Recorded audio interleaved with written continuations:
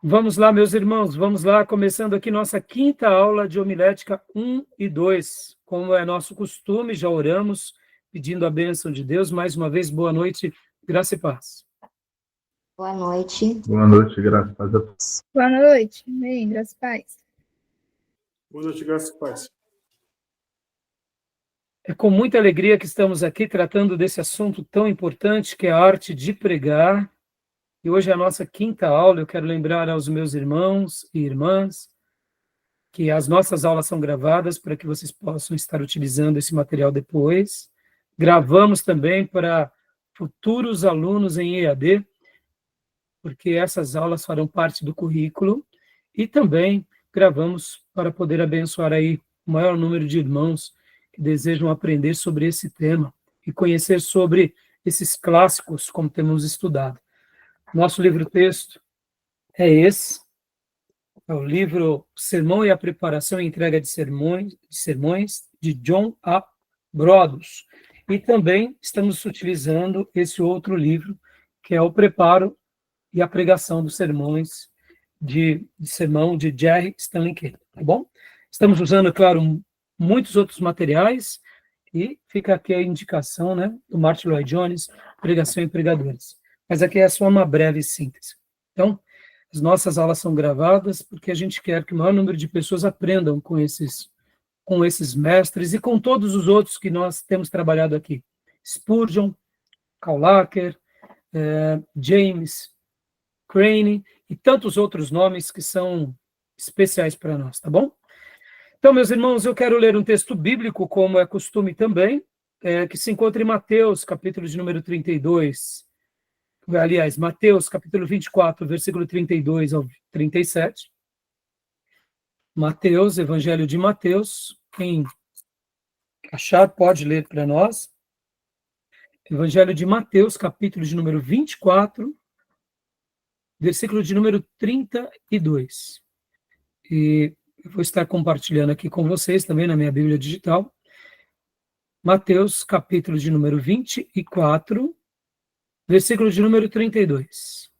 O irmão ou a irmã que desejar, pode ler na sua versão até o versículo de número 37.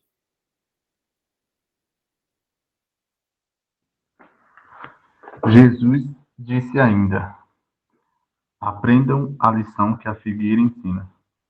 Quando os seus ramos ficam verdes e as folhas começam a brotar, vocês sabem que está chegando o verão. Assim também, quando virem acontecer essas coisas, fiquem sabendo que o tempo está perto, pronto para começar. Eu afirmo a vocês que isto é verdade. Essas coisas vão acontecer antes de morrerem todos os que agora estão vivos. O céu e a terra desaparecerão, mas as minhas palavras ficarão para sempre.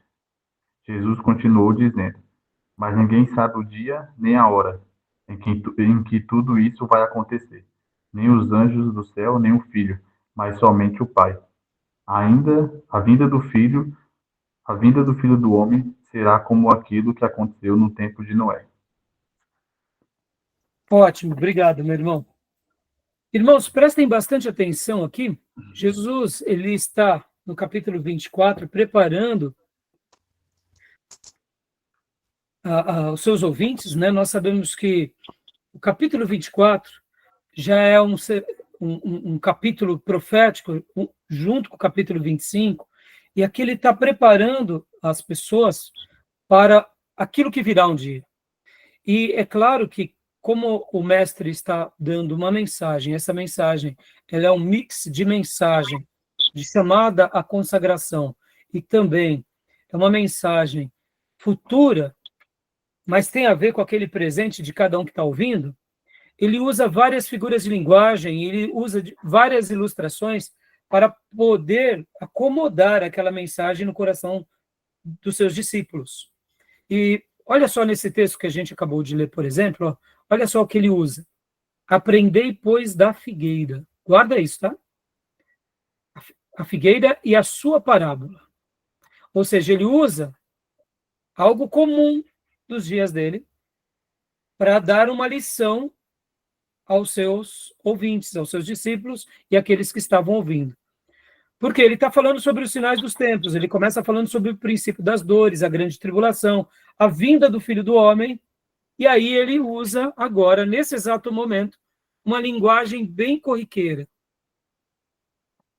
para mostrar, olha, preste atenção, todos vocês, aquilo que acontece com a figueira vai ser algo bem parecido com o que acontecerá nos finais dos tempos. E aí ele continua ensinando, e ele fala sobre que vai passar o céu e a terra, mas a palavra dele, né, jamais deixará de se cumprir. Como diz, passará o céu e a terra, mas as minhas palavras jamais passarão. E aí ele começa, inclusive, a falar sobre essa expectativa futura. E depois ele conclui dizendo que, pois, como foi nos dias de Noé, assim também será a vinda do Filho do Homem. Mais uma vez, agora ele usa os dias de Noé.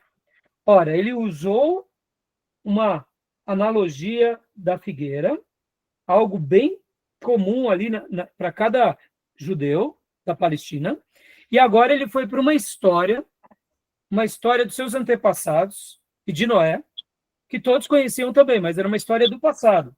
Guarda essas duas situações. E aí, é claro, como os irmãos lembram, quero acreditar que todos vocês lembram, depois ele fala sobre a parábola do servo bom e do servo mau, tem a parábola das 10 virgens, vem a parábola dos talentos, o grande julgamento, e ali ele fecha. Ele fecha esse apanhado de lições e de sermão. Tá bom? Por que eu estou falando isso? Hoje a gente vai falar, vamos dar continuação sobre as estruturas de um sermão, mas podem ver que Jesus está aqui no capítulo 24 e no capítulo 25 discursando sobre os finais dos tempos. Ou seja, ele tem um começo, ele tem um meio, tem um fim, tem uma ideia, tem um objetivo. As coisas não estão desconexas, estão conexas. Está tudo dentro de uma unidade, de uma ordem, de uma simetria, de um progresso. Ou seja, Jesus, ele praticava uma mensagem clara. Sim, tinha suas divisões, mas dentro das suas divisões haviam regras bem definidas. Olha, agora eu estou falando sobre o princípio das dores. Agora eu estou falando sobre a grande tribulação. Agora eu estou falando sobre a volta do Filho do Homem. E agora eu vou usar a parábola da figueira e vou lembrar de Noé. Porque assim como foi repentino, os sinais apontavam para algo, muitos não deram ouvido nos dias de Noé, assim será a minha vinda. Porque percebam a figueira. Porque a figueira, querendo ou não, vocês acreditem ou não, quando ela está crescendo as suas folhas e ela está bem repleta de folhas, é porque o figo, ou a flor do figo, já está madura no pé, ou seja, é a hora da colheita.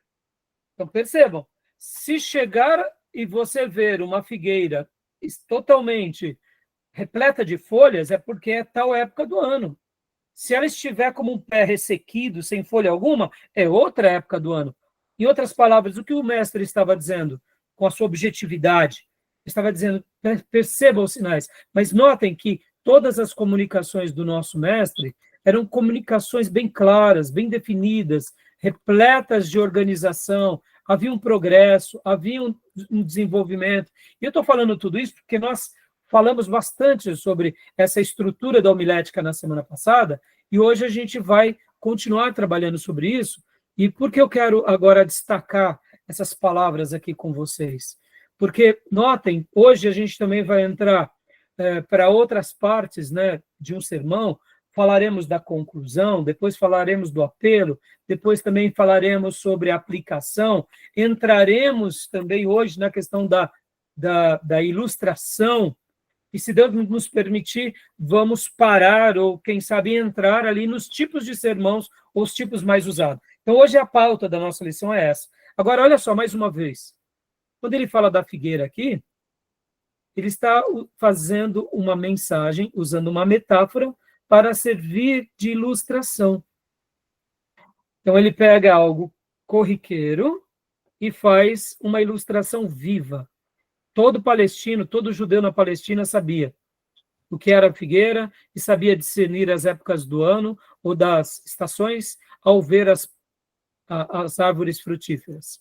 E quando ele fala também de Noé, ele está usando um texto bíblico do passado, mas uma história que era conhecida por todos, e agora ele também está usando essa história como uma ilustração. Serve de figura de linguagem? Sim. Serve de figura de retórica? Sim. Mas ela está, ambos aqui, tanto a figueira quanto a Noé, eles estão servindo como ilustrações para um acontecimento. Qual será? A vinda do Filho do Homem. Por quê? Porque passará o céu e a terra, mas as minhas palavras jamais passarão. Ele está profetizando. E como ele fala tudo isso? Jesus falava de forma insegura? Com certeza, esse sermão deve ter sido um sermão maravilhoso. Ele está falando sobre a volta dele.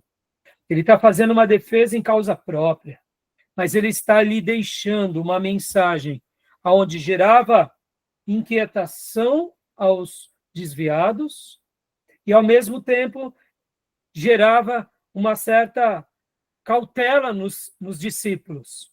Eu não posso ficar sem vigiar, eu tenho que vigiar. Então, percebam, essa mensagem, façam a leitura desse texto dentro de tudo que a gente aprendeu. Porque nessas aulas agora de homilética, que é a arte de pregar, imaginem essa mensagem de Jesus, como eu disse há pouco, ele estava sendo contundente, ele estava sendo assertivo, ele estava proclamando como um profeta aqui, que de fato era. E eu não acredito que Jesus estava assim, sabe, irmãos, assim, com preguiça, sabe? Passará o céu e a terra, mas a minha palavra... Não, eu acredito que era uma voz firme, repleta de unção. Tá bom? Mas olha, lembrem-se de Mateus 24, 25. Estrutura, organização, unção, eloquência.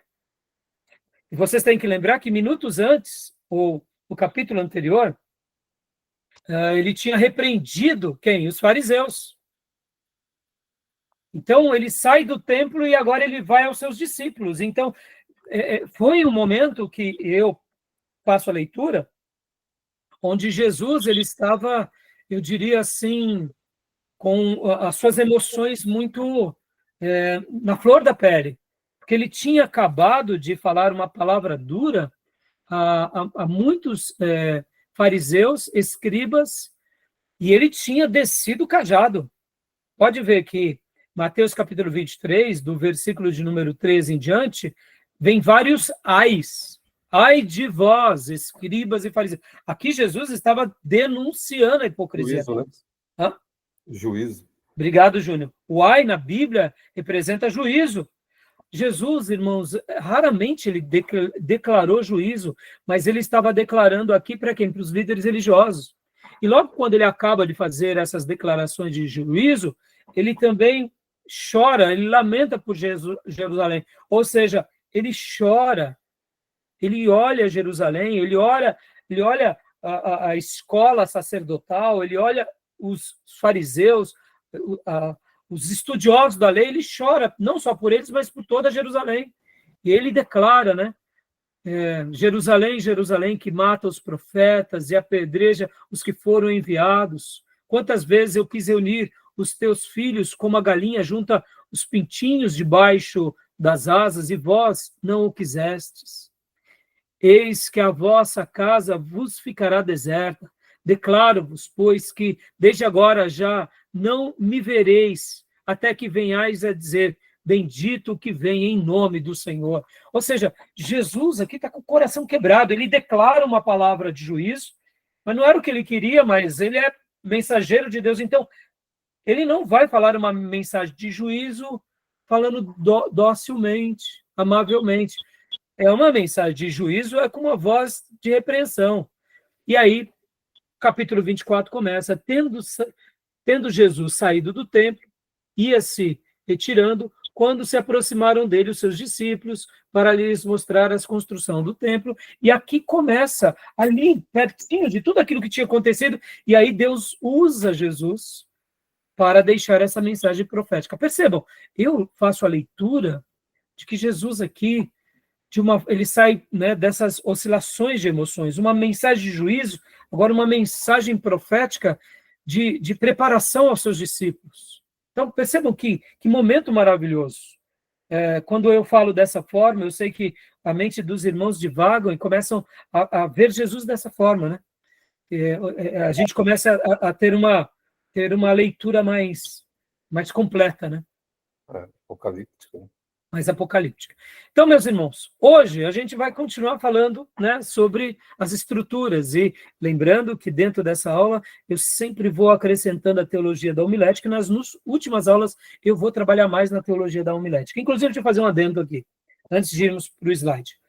Os nossos livros, textos, tanto do Jerry Quay quanto do Brothers, eles começam falando do preparo do pregador e etc e tal. A gente vai falar isso por último, tá bom? Eu poderia ter começado a nossa aula por isso, mas eu quis mostrar para vocês a questão mais da estrutura, para depois ir falar sobre o preparo, para depois falar sobre essas outras questões, não porque elas sejam inferiores em relação ao tema, não.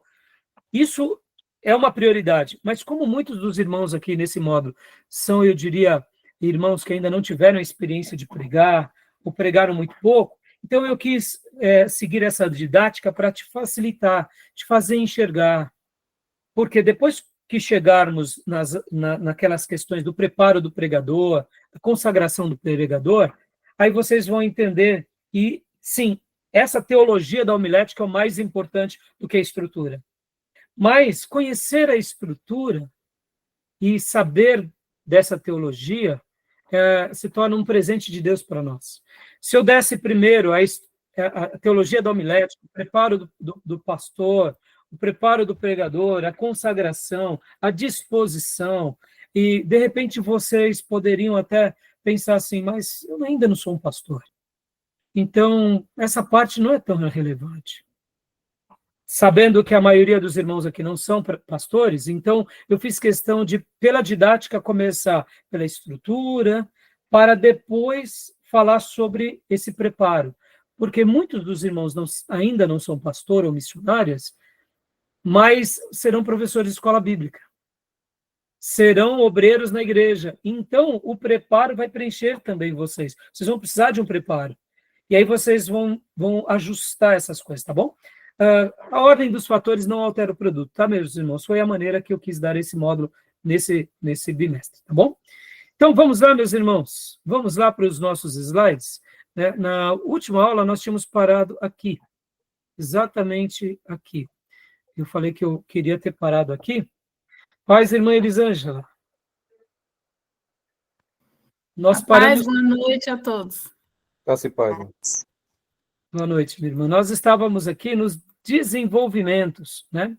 A gente vinha falando sobre as divisões, subdivisões do sermão, né? Nós estávamos falando sobre isso, né? E aí, aqui, ó, várias questões sobre o desenvolvimento, né? Começamos a falar sobre o desenvolvimento de um sermão. Então, aí nós paramos exatamente nesse ponto, que é o ponto em que eu falei que eu queria gastar mais um tempo com vocês. Olha só, presta bastante atenção, irmãos.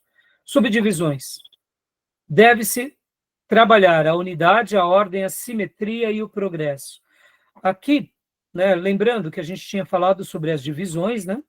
E agora nós estamos nas subdivisões, tá bom? Então, o que acontece? Mas essas palavras aqui, elas servem tanto para um quanto para o outro, tá? A unidade, a ordem, a simetria e o progresso, essas observações vocês usam tanto para as divisões principais, lembrando que a maioria dos autores vão recomendar de 3 a 5 divisões do sermão. Mas em cada sermão tem várias subdivisões. Então, deixa eu gastar um tempo aqui com vocês. Unidade. O que nós aprendemos sobre unidade? Se nós dividimos o nosso sermão em 3 pontos, o primeiro ponto do sermão, primeira divisão, todas as ideias que eu vou derivar dela, eu tenho que ter essa unidade, eu tenho que ter essa ordem, eu tenho que ter essa simetria, esse progresso. Sobre unidade, nenhum problema. Creio que vocês sabem muito bem o que se trata. Sobre ordem também, porque a gente sai seguindo um princípio do mais simples para o mais complexo, como se estivéssemos subindo uma escada. Sobre simetria, o que seria simetria, irmãos? Simetria seria, vamos dizer assim, o tamanho, o espaçamento. Por exemplo, né? Quando nós pegamos um caderno qualquer, o caderno ele tem simetria. As folhas são do mesmo tamanho, as linhas são do mesmo tamanho. O que nós queremos dizer aqui no sermão é que ele tem que ter simetria. Simetria é mais ou menos assim, irmão. Você dividiu o seu sermão em 3 pontos. Mas, de repente, você coloca lá no seu sermão de 3 pontos, aqui nesse primeiro ponto, você põe lá, primeiro, aí você vem com A, B, C, D, E, F, G, H, você escreve praticamente um alfabeto de subdivisões. Aí no segundo ponto, você coloca assim, A, B, C, ou seja, faltou um pouco de simetria. Seria oportuno a gente organizar sempre dentro de uma, vamos pegar aqui um exemplo, de uma construção mais ou menos adequada. Isso não significa que você tem que se preocupar demais com isso, tá, meus irmãos? Não é isso. Vai ter ponto numa mensagem que ele é mais longo, outros é mais objetivo. Nenhum problema. Mas você tem que ter uma noção dessa simetria. Você tem que ter uma noção dessa organização. Tá dando para me entender, meus irmãos, tá? Estão conseguindo entender? A simetria seria uma medida. A simetria seria uma disposição. Então, é isso que significa simetria. Dentro das partes, nós colocamos elementos parecidos ou iguais. Vou dar um exemplo aqui, dentro da natureza. Uma borboleta, as asas dela não são... as asas de uma borboleta, elas são parecidas. Senão ela fica pensa. É um pipa... Não, pipa pensa. Como que falava mesmo? Quando o pipa tá... É penso, né? Geralmente o garoto vai lá e coloca uma rabiola do outro lado, não é assim? Partem iguais, né? As partes têm que ser igual. Simetria é isso. Vamos pegar um exemplo do material extra que eu passei para vocês, que é do Billy Graham. O Billy Graham, o que acontece ali na mensagem do Apocalipse? Ele trabalhou cada carta da Ásia, ele trabalhou assim numa certa simetria? Foi. Ele era bem objetivo, eram 7 cartas, mas ele não ficou, por exemplo, ele conta até uma história a mais, mas pode ver, na maioria das cartas ele usa ou uma ilustração viva ou um exemplo real. Então ele segue essa simetria, tá bom? E, por último aqui, o progresso. Ou seja, né, a gente tem que sair e ter esse desenvolvimento até aquilo que é chamado como clímax. Você vai crescendo até você chegar no ponto alto que você queria. É óbvio, irmãos, pode ser que uma mensagem não tenha essa construção, tá bom? Mas ficou claro que esses desenvolvimentos são importantes em cada divisão ou nas subdivisões? Tá claro? Tá bom? Pode perguntar, irmã Miriam.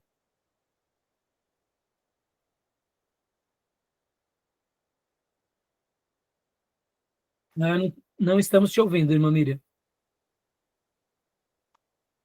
Nessas subdivisões que a gente vai trabalhar no texto, no desenvolvimento do sermão, ela tem frase de ligação, assim, tipo quando você vai... tem uma frase de ligação sobre o tema que você está falando, você está num assunto, né, na pregação, aí vai para a frase de ligação, tem isso? Pode existir, mas eu aconselho vocês não se preocuparem tanto com isso, mas pode existir. Né? A pergunta, né, ou a oração interrogativa, a oração de transição, né? Lembra que eu até chamei de frase ou pergunta interrogativa, frase interrogativa, ou, se não, palavra interrogativa, palavra de transição e a palavra-chave. Eu aconselho, minha irmã Miriam, você não ficar muito presa a isso. Porque, pense assim, trabalhou aquele primeiro ponto, não tem nenhum problema você ir para o segundo ponto. O que vai ser a ligação aqui, sabe o que vai ser, irmã Miriam? A gente vai ver já nos exemplos, vai ser a palavra-chave. Por exemplo, a palavra-chave, a gente repete ela na primeira divisão. Quando a gente fala assim, agora, irmãos, vamos analisar o segundo passo. Ou seja, qual que é a nossa palavra-chave? Primeiro passo, segundo passo. A palavra-chave é passo. O exemplo, entendeu? Percebam que o que vai ajudar mais vocês nesse momento é a palavra-chave. A palavra-chave vai fazer esse momento de transição, tá bom? Mas, irmãos, pastor, eu nunca pensei na palavra-chave, não se aveste, como diz o nordestino, fique tranquilo. Essas coisas vão acontecendo naturalmente. A gente usa isso muitas vezes o tempo todo e nem percebe. A gente tem que fazer do sermão algo bem espontâneo. Pastor, e se eu for bruto? Do primeiro eu vou para o segundo, tudo bem. No começo é assim mesmo, e pela experiência você vai se ajustando, você vai pegando segurança e você vai se descobrindo como pregar, tá bom? Tudo bem até aí? Tranquilo, Mira? Olha aqui agora um exemplo, tá, meus irmãos? Ó. Aqui. Continuando ainda aqui. Pode continuar lendo para nós, irmã? Transição de um tópico ao outro. Ó, irmã Elisângela, por gentileza. Transição de um tópico ao outro. Primeiro, ou de forma numérica, primeiro ponto, segundo ponto. 2, ou de forma sucinta e discreta, discursando automaticamente. Irmãos, podem ver que Billy Graham, ele usa muito primeiro, segundo, terceiro, nas mensagens que eu passei para vocês. E depois ele fala de novo, primeiro, segundo, terceiro. Aí você já fala, mas aí depois ele, primeiro, segundo lugar, terceiro lugar. E ele vai falando. Aí o ouvinte está só recebendo a mensagem. O seminarista, que está sendo treinado na arte de pregar, deduz. O Billy Graham estava aqui no seu primeiro desenvolvimento. Aqui era sua segunda divisão. Aqui ele estava falando da terceira divisão. Mas eu nem notei que ele passou do primeiro para o segundo, do segundo para o terceiro. Normal, meu irmão. Então, isso vai variar de pregação, de pregador para pregador. Alguns pregadores, isso fica notório, outros não. Outros, eles vão fazendo uma transição leve. Ele fala, irmãos, agora, por exemplo, vamos observar o que Jacó fez. Agora, meus irmãos, vamos olhar, entendeu? Ou seja, a pessoa ela vai seguindo uma linha, tá bom? Ele numera, né? Não, tem alguns que nem numera, né, Júnior? Exato, ele fala verbalmente, né? Não precisa numerar. Não, e ele não usa primeiro, segundo. Sim. Ele simplesmente vai transando. Por exemplo, né, Júnior? Vamos imaginar, ele vai levando o ouvinte a essa sequência de pontos, circunstâncias, que já são os pontos dele. Exato. Tá bom? Então, ficou claro aqui? Subentende os pontos, né? Exatamente. Por isso, irmãos, ó, deixa eu até antecipar algo aqui de teologia da homilética, tá? Que aqui é a parte mais espirituosa, é o que importa realmente para nós. Seminaristas, líderes, obreiros, irmãos, alunos, queridos alunos, jamais se vangloriem por causa desse conhecimento. E jamais questionem o irmão porque ele é limitado. Deus usa quem ele quer, como ele quer. Esse conhecimento para nós, que é a estrutura da homilética, ele é um adubo. A estrutura é só um adubo. Porque se eu faltar a semente verdadeira, não cresce nada. Se eu não tiver a semente verdadeira, ungida pelo Espírito Santo, eu posso ter uma linda estrutura, me tornar um excelente orador, excelente comunicador, mas eu serei alguém que fala às multidões como um palestrante para o seu auditório. não haverá poder de Deus, não haverá graça divina, não haverá salvação. Eu estou me tornando um animador de auditório. O pregador, o pastor, o professor, o ministro, ele é boca de Deus entre os homens. Conhecer das estruturas, título, tese, introdução, argumentos, conclusão, é uma bênção. Mas isso aqui é só um adubo, irmãos. Porque nós sabemos que na experiência bíblica, Deus usou pessoas simples para fazerem obras extraordinárias. E Deus não precisou de muitas estruturas. Quando a pessoa tinha algumas estruturas, segundo a vontade e a permissão de Deus, Deus usou ele, eu diria, deu uma roupagenzinha mais bonita. É o caso de Moisés, é o caso de Paulo. Mas Pedro, meus irmãos, Pedro não ficava primeiro, segundo, terceiro. Pedro proclamou, cheio do Espírito Santo, e 3.000 almas vieram a ele. É claro que a experiência de Pedro foi ganhando ao longo dos anos, ele foi ganhando mais experiência, os sermões dele, a gente tem alguns só na Bíblia, mas nós entendemos pela obra que os apóstolos fizeram, que eles foram crescendo nessa habilidade de pregar, proclamar, porque podem ver a evangelização como foi poderosa. E a pregação, como ensina muito bem o brother, ele é uma prática constante, tanto no Velho Testamento quanto no Novo Testamento. Ou seja, nós somos o único povo que fazemos da pregação algo fundamental para a nossa fé. E a pregação, inclusive na introdução do Bródomos, ele fala o seguinte, que isso nasce na escola dos profetas. Eu até questiono, não, isso não nasce na escola dos profetas. Isso nasce com Abraão. E até mesmo antes de Abraão, porque Noé já era um pregador. Noé já era um pregador. E eu deduzo que também Enoque era também um pregador dos seus dias, porque ele marcou a vida das pessoas. Mas uma coisa eu sei, Noé era um pregador. Depois de Noé, nós temos quem? Nós temos Abraão. Pastor, mas Abraão era um pregador? Claro, ele era um pregador aos seus. A Isaac, aos seus servos, aos seus empregados, aos seus outros filhos. Ele era um pregador. Isaac era um pregador. Jacó depois se torna um pregador. A pregação está entre o povo de Deus desde o início da revelação.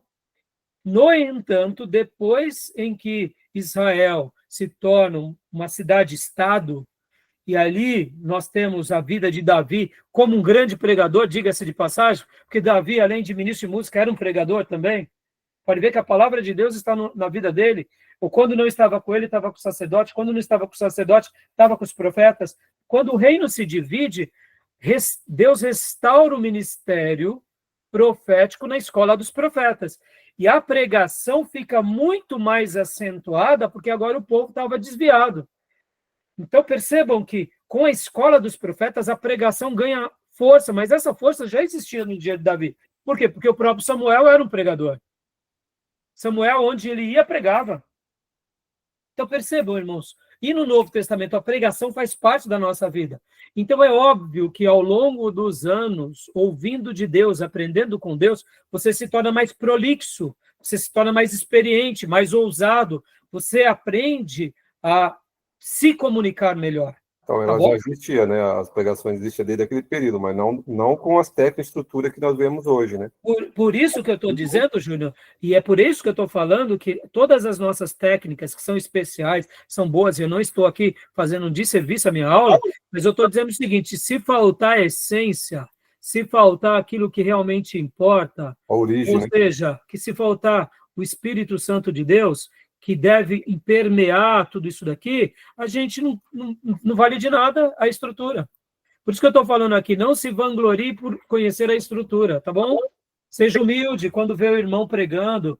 Agora, é claro, na medida do possível e quando Deus permitir, ensine as pessoas como eu estou ensinando a vocês. Como muitos pastores nos ensinaram, porque isso que isso demonstra para nós? Isso demonstra zelo com a palavra de Deus. Tá bom, meus irmãos? Eu, particularmente, meus irmãos, sou muito grato, porque cada ideia dessa que eu estou passando para vocês, elas acabam sendo, para mim, uma bênção para eu poder falar à minha igreja com mais autoridade. Está entendendo? Então, deixem as coisas nos seus devidos lugares, tá bom, meus irmãos? Tudo bem? É porque o termo da pregação ela está tá mais voltada para a questão de púlpito, né? Mas eu falo que a pregação ela vai num âmbito muito abrangente, por exemplo, quando você prega para a pessoa ali na rua, entendeu? Então, acho que isso no tempo de Jesus, embora Jesus tinha o público dele, mas era uma questão muito dinâmica, né? Sim, sim. Não tenha dúvida, Júnior. E pode ver que tudo que nós estamos aprendendo como estrutura, a gente vai usar também no dia a dia, no ombro a ombro com as pessoas. Quando você notar que está tendo um começo, não está tendo meio nenhum fim, você vai usar. Mas o mais importante de tudo é ouvir de Deus, é ter essa sensibilidade, é ser fiel à palavra. As estruturas, elas são ótimas, mas elas não podem tomar o lugar dessa essência, tá bom?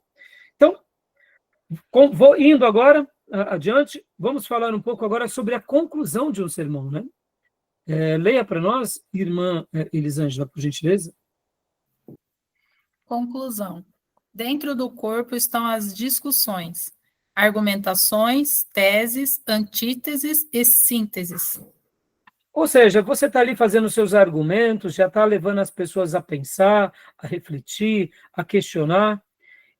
E por último, você vai, né, querendo ou não, você está ali trabalhando, né? Como diz, né? Dentro do corpo estão as discussões, argumentações, teses, antíteses e síntese. E logo na sequência. Usando toda essa estrutura aí, só para enfatizar, ela ganha um ar mais, como digo, mais filosófico, né? Porque argumentação, tese, antitese, seria aqueles grandes discursos de persuasão mesmo, né? Sim, sim. Sim, não tenho dúvida, Júnior. Eu acabei pulando aqui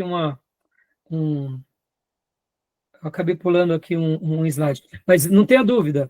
Por isso que eu falei que nós somos influenciados nas aulas passadas, Júnior, pelo Ocidente grego-romano, e, querendo ou não, isso faz parte do nosso dia a dia, né? Em tudo, né? Pode ver, é assim que a gente vive. Então, vocês concordam, meus irmãos, que é mais fácil as pessoas nos compreenderem assim. Agora, por isso que eu disse e repito, não se vanglorie por saber mais do que os outros, tá bom? Não se vanglorie. Irmã, leia para mim aqui, faltou esse slide, né? Transição de um tópico ao outro. Detalhe, usando a palavra-chave e preposição. Observação, se a transição não for bem trabalhada, perde-se as ideias do sermão. Aqui, irmã Miriam, tá vendo? Ó, a transição de um tópico ao outro, a palavra-chave e a tese. Você acaba citando a tese, irmãos, ela é boa ser citada várias vezes, tá bom? Geralmente, o nosso sermão, ele vai ser, a nossa tese, ela vai ser já a subdivisão das divisões. Então, é normal que você repita a tese a cada transição. Mas isso não é uma regra absoluta, tá? Mas é uma indicação muito boa. E observação? Afirmação, né? Como? A tese tem que ser uma afirmação, né? Um ponto afirmativo, né? Sim, mas você pode trabalhar ela com criatividade, viu, Júnior? Os livros, textos vão sugerir isso, porque, afinal de contas, você quer convencer as pessoas de algo, mas aqui fica uma sugestão. Dependendo da criatividade da pessoa ou da condução que a pessoa está indo, já eu vou fazer aqui com vocês uma lição de casa, o material que eu separei para vocês, do Eugene Peterson, e a maneira em que o Eugene Peterson trabalha é muito sugestivo. Então, por que eu quero dizer isso agora, gente? Estou falando isso. O ideal é que seja uma afirmação, mas você pode usar, quem sabe, algumas outras ferramentas. Eu digo assim, afirmação e não questionamento. Sim, sim. Porque a afirmação, como o próprio nome já diz, afirma nas pessoas. Isso. Mas se o nosso questionamento for um questionamento retórico, ou seja, uma pergunta de retórica, pode ser feito. Agora, você concorda que a pessoa, para trabalhar fora da afirmação, ela tem que ter uma experiência muito boa. Eugene Peterson, já já eu vou citar para vocês, no livro que eu separei hoje aqui, uma parte, até para ler com vocês, Pastor Contemplativo, ele vai trabalhar aqui sobre o poder subversivo. Então, o Eugene Peterson, com toda a capacidade dele, pastoral, eu deduzo que as teses deles devam ser as mais variadas possíveis. Por quê? Porque é aí onde entra aquilo que eu falei para vocês, irmãos, da segurança do pregador. Ele tem que, lembra, ele tem que dominar o assunto para poder ali começar. E se ele já começa com insegurança, o desenvolvimento dele, dificilmente ele vai superar essa insegurança. No entanto, se ele começa convicto e desenvolve de forma muito assertiva, ele vai ter muito êxito. Por isso que a tese, dentro dessa premissa, como o Júnior bem lembrou, sendo afirmativa, ela é melhor. Essa é a sugestão, tá bom? Essa transição aí, a questão né, que ele falou, você falou para a Miriam, a questão de linkar um tópico no outro. Um tópico no outro, né? Tem um ponto no outro, exatamente. Então é a palavra-chave, Júnior. Ó. Você, não, né, você pode usar tanto a palavra-chave quanto a própria tese. Lembra que proposição e tese é a mesma coisa, tá bom?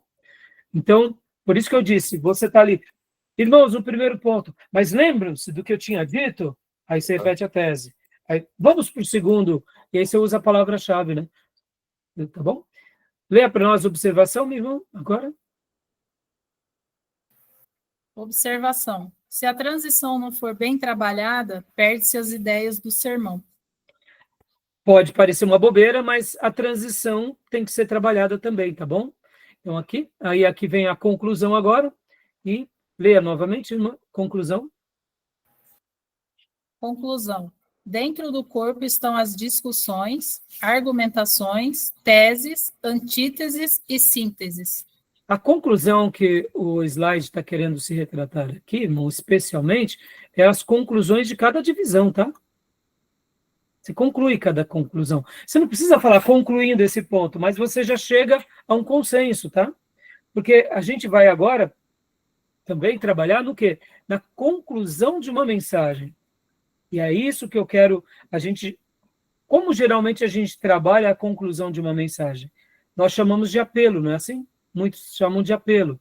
Ou seja, mas eu particularmente, antes do apelo propriamente dito, nós temos o quê? A introdução, todo o desenvolvimento e aí a conclusão. Claro que em cada argumento que a gente for trabalhando, você pode concluir, mas o que o autor está querendo dizer aqui, de uma forma, eu diria, os autores dos livros textos, ele vai sugerir a gente trabalhar assim, conclua tudo de uma forma bem objetiva. E a gente vai ver agora alguns slides falando sobre a conclusão. Tá bom, meus irmãos? Só um adendo aí, eu estava lendo no Martin Lloyd Jones, ele faz uma crítica fine, porque a introdução do apelo, porque é muito emocional. Isso, eu vou já trabalhar, eu já vou chegar lá. Obrigado, mas é isso aí. Parabéns, Júnior. Tá vendo, irmãos, como é importante a gente ler outros livros, né? Exatamente. Já a gente chega lá. Continua, então, deixa eu deixar a irmã descansar. Júnior, leia para nós a conclusão. Vamos lá. Agora, ele está agora com os olhos não só na conclusão do desenvolvimento, mas na conclusão mesmo da mensagem, tá? Lembram disso? Nós temos uma introdução, nós temos um desenvolvimento e agora nós temos uma conclusão, tá? Então, leia para nós, Júnior, por favor. Ok. O objetivo é atrair os ouvintes, demonstrar necessidade, buscar a solução, mostrar a ação, incluir o apelo para a participação. Aqui, atrair os ouvintes, percebam, irmãos, dependendo da mensagem, da experiência do pregador, quando ele está aqui no primeiro ponto, ele já está chamando a igreja, por exemplo, né? Ele está fazendo uma leitura X, e aí muitas vezes ele já começa a trazer e fazer uma ponte do texto bíblico com os ouvintes. Um desafio aqui, já no primeiro argumento. Aí ele vai para o segundo argumento, ele faz a mesma ponte, aí ele vai para o terceiro argumento. Perceba, o que seriam essas pontes também, se não um tipo de conclusão?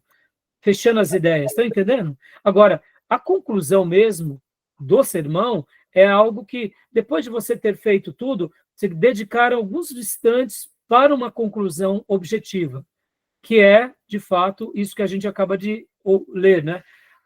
Tentar captar a atenção de todos, tentar mostrar que o que acabamos de dizer é importante para eles, tentar. Muitos pregadores, eles fazem o seguinte, eles pegam e aplicam toda a mensagem agora na conclusão. Aplicação, né? Toda a aplicação. Agora, vamos lembrar de novo, Billy Graham. Billy Graham, em cada ponto dele, ele já vai fazendo uma ponte, não faz assim? Ele vai fazendo essas pontes em cada ponto, não é assim? Porque eu conheci um jovem que me procurou, né? E havia uma mulher. Por que ele está usando essas ilustrações? Porque ele já está aplicando. Uma pessoa que vivia no mundo, né, do cinema, estava prestes a se suicidar. Por que ele coloca essa história logo no primeiro ponto dele? Vocês têm que lembrar, irmãos, que ele era um evangelista. Ele já estava aplicando. Ele lia o texto, já aplicava. Então, essas pseudos conclusões de cada ponto, não tem problema. Como eu disse para vocês, não se preocupem tanto de quererem, por exemplo, de cada argumento, de cada divisão, já fazer uma conclusão. Não, dê o seu primeiro argumento, dê o seu segundo argumento, dê o terceiro argumento, e aí depois você arremata tudo. Na experiência da pregação, vocês vão vendo as coisas se encaixarem melhor. Tá bom? Tá bom? Como aqui mostra, é mostrar ação, ó. Incluir o apelo para a participação. O que ele quer dizer aqui? A gente já tem que estar desafiando os ouvintes, tá bom?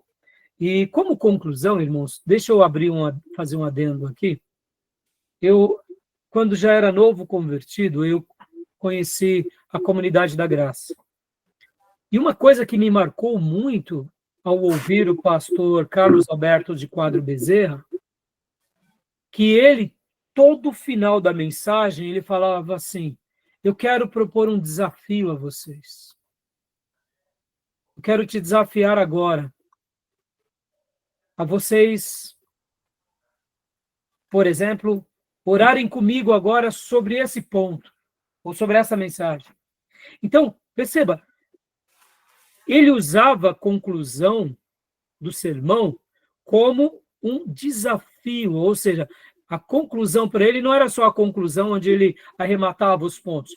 Ele levava cada ouvinte a ser desafiado. Eu amava, e ali com ele eu aprendi que a nossa conclusão, ela é muito mais do que uma conclusão de um sermão, ela é um desafio. E quando a gente começa a lembrar dos apóstolos, dos profetas, isso está muito presente na vida deles. A conclusão deles, ou mesmo esse sermão que a gente viu de Jesus agora, ele é repleto de desafios, não é? Estão entendendo, meus irmãos? Então, lembrem disso, porque para mim isso é uma pérola, tá? Quando eu faço uma conclusão com um desafio, o apelo fica já dado. A pessoa vai responder ou não. Se eu só faço uma conclusão, aí eu preciso fazer um apelo. Então, eu diria, substituam o apelo pelo desafio, de forma lúcida. Já eu quero comentar um pouco mais sobre isso, porque eu gosto demais dessa palavra. Lembra que há pouco, nas aulas passadas, na última aula, eu falei sobre conceitos. Concluir é um conceito, conclusão é um conceito, desafio é um outro conceito. Olha que dá uma ideia muito legal, não dá? Por isso que eu gosto de usar o desafio. Quando eu concluo a mensagem, mesmo que eu não digo, eu levo as pessoas a um passo. Eu procuro fazer isso. Está entendendo, irmãos? Tá bom? Agora, cuidado para não fazer do apelo algo apelativo. Que falou? A conclusão e o desafio não deve se tornar algo apelativo, tá bom? Tudo bem? Tá bom? Tá bom, meus irmãos? Porque no momento em que eu torno algo apelativo e uso da emoção ou do emocionalismo, ou até mesmo do constrangimento, eu já estou à margem da Bíblia. Eu posso usar algo e envolver as emoções desde que eu não me torne apelativo. E o constrangimento jamais, meus irmãos. Porque a nossa palavra, o nosso desafio tem que ser bíblicos, tá bom? Cuidado. Quantos são as pessoas que acabam estragando uma conclusão, uma mensagem, porque são apelativas? Lembrem-se disso. Deus não é apelativo. Deus, ele é persuativo, tá bom? Muitos pecam nesse ponto por serem apelativos. A conversão é obra do Espírito Santo. Logo, Deus irá agir com apelos ou não, ou com conclusões ou desafios, ou não. Quando o Espírito Santo está trabalhando, ele opera, não tenha dúvida. Nós fazemos uma conclusão e levamos a pessoa a um desafio só para que ela tome aquela iniciativa pessoal. Mas se eu começo a ser apelativo, começo a ser uma pessoa que constranjo e levo ao emocionalismo, eu estraguei tudo. E aí onde vem aquilo que o nosso irmão Júnior mencionou há pouco, eu até separei, viu, Júnior? Eu tinha colocado aqui que quem começa a ter apelos muito grandes na história do cristianismo mais recente é Charles Finney. Ele começa a usar apelos, e os apelos, desde Charles Finney, tornam-se quase que uma regra absoluta. E essa regra, eu diria, ela foi muito adoecida por muitas pessoas. Podem ver, as pessoas fazem apelos desmedidos, na minha opinião, meus irmãos. Então, eu não penso que esse é o melhor caminho. Pastor, então o senhor é contra apelo? Não, não sou contra apelo. Eu acho que Deus pode te usar da forma que for, mas eu sou contra pessoas apelativas, ao extremo, isso eu sou contra. Pessoas que acabam indo para o constrangimento ou para a persuasão humana, tá bom? Deixa eu dar uma ilustração aqui, porque no Pregação e Pregadores, o Martin Lloyd Jones vai trabalhar isso, e Spurgeon, irmãos, quando ele acabava de pregar, vinham sempre muitas pessoas, no final do culto, se renderem a Cristo.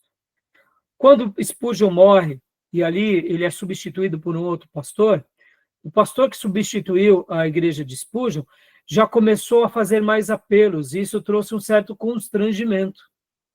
Mas, porque os nossos irmãos antigos, não é que eles não faziam desafio às pessoas. Percebam, irmãos, o próprio